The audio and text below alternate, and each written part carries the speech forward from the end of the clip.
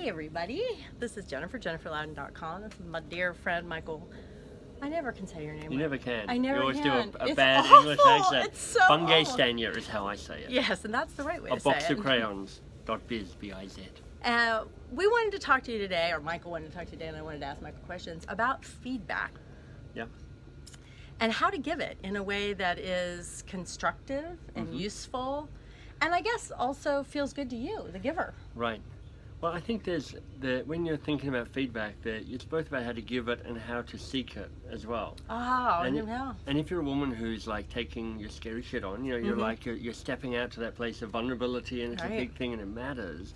It's really important to get feedback on how you're going.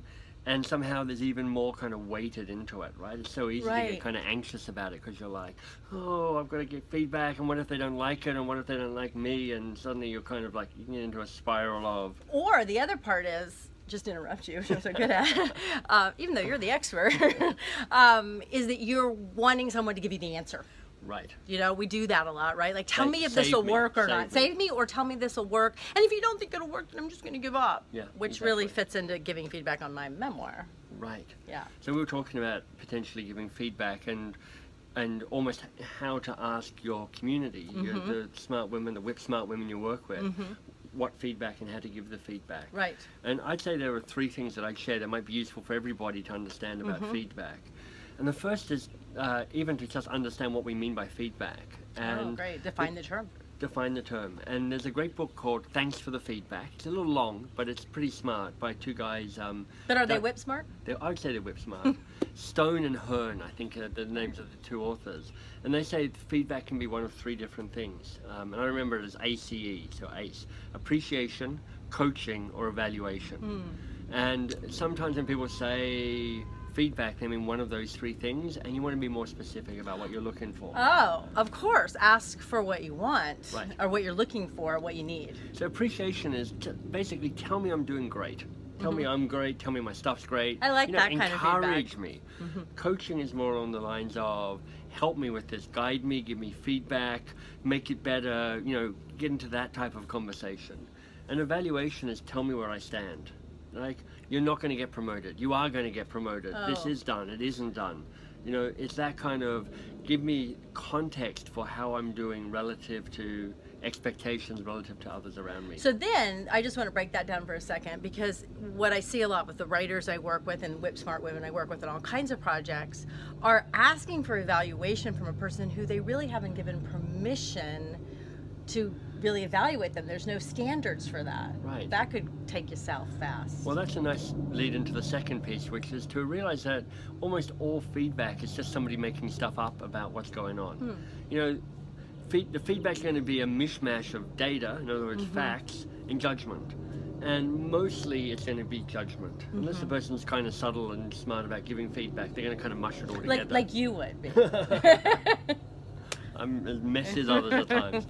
And so 2 things to know around this. Know that when you're receiving feedback, you get a choice to say, is this true or is it not true? It's for not, yourself. Yeah, right. It's not the truth. When you get feedback from your whip smart women, it's not necessarily the truth. It's just their opinions, and that may be useful, it may not be useful.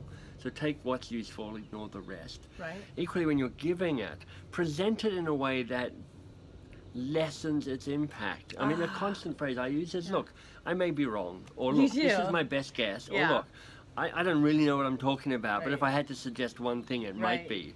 And all of these are to diminish the importance of what I'm presenting, to actually make it easier for the person to accept it and to weigh it up and feel if it's useful or not. I always teach teachers to do that too, and I do that a lot when I teach, because it's whenever you're in a position of power, you want to keep saying, hey, listen, question my power. Right. I love that. The third and final piece I'd suggest around giving feedback is what I would call OBT, and OBT stands for the one big thing.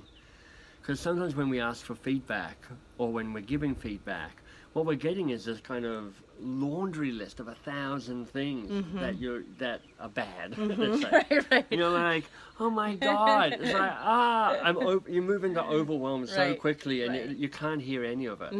And I think if you're giving feedback, part of the art is to think about if I could only suggest one thing, Edit yourself. yeah, what would be the one thing that would make the most impact, that could make the most difference? I mean, we're here at this Brain Trust retreat, and it's a constant process of support and love, but also feedback about And what's going on. Food. And a lot of food.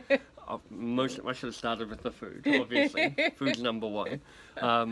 But part of what I think we're all good at is not saying everything that occurs to us, but going, what's the one thing that could make the most difference? Right. We've gotten over to the point after 10 years where we have to hear our own voices. Like, I just want you have to hear me, versus like, what would actually help? And what could they hear right now? So if you're giving it, take the time to go, rather than giving them a list of everything, think about what would make the most difference. If you're getting a kind of torrent of feedback, ask the person, I hear it all, but if there's just one thing here for me to focus on, what's the one big thing that I should be thinking about, doing differently, whatever it might be?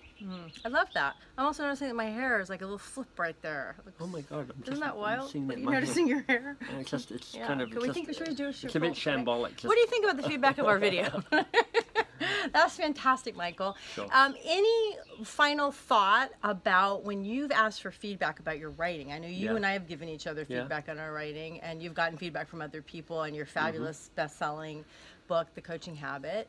Classic. Thank you. Any thoughts about feedback on writing that's been useful or that has a subset of those ideas? So somebody told me once, working with an editor, is that editors are really good at often telling you what's not working, but they're not really good at telling you what the solution is, how to fix it. And I found that to be true with mine, because my editors, formal and informal in my life, were very good at often putting a finger on this doesn't work, but their suggestions were typically rubbish. I mean, they didn't know what was going on. That wasn't true for my suggestion. No, exactly. Present company accepted, of course. So I think that's what it's like with all of this stuff, it's never the truth. Yeah, but also that's interesting, because if you're getting a lot of what's not working, what is it pointing to that is working or that you could work more of, so you can flip it for yourself? Some ways it's like you got to trust yourself, but just remember, it's like feedback is a gift, and I don't mean it in that terrible everything's a life blessing.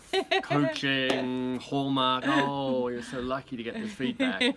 It's a gift in that it is given to you for you to do with what you want, right? You don't have to act on it, you don't have to believe it, you don't have to use it, you don't have to think it's true, but it has a potential to be powerful and useful for you. So as you get that gift, decide how this can serve you, and then take that.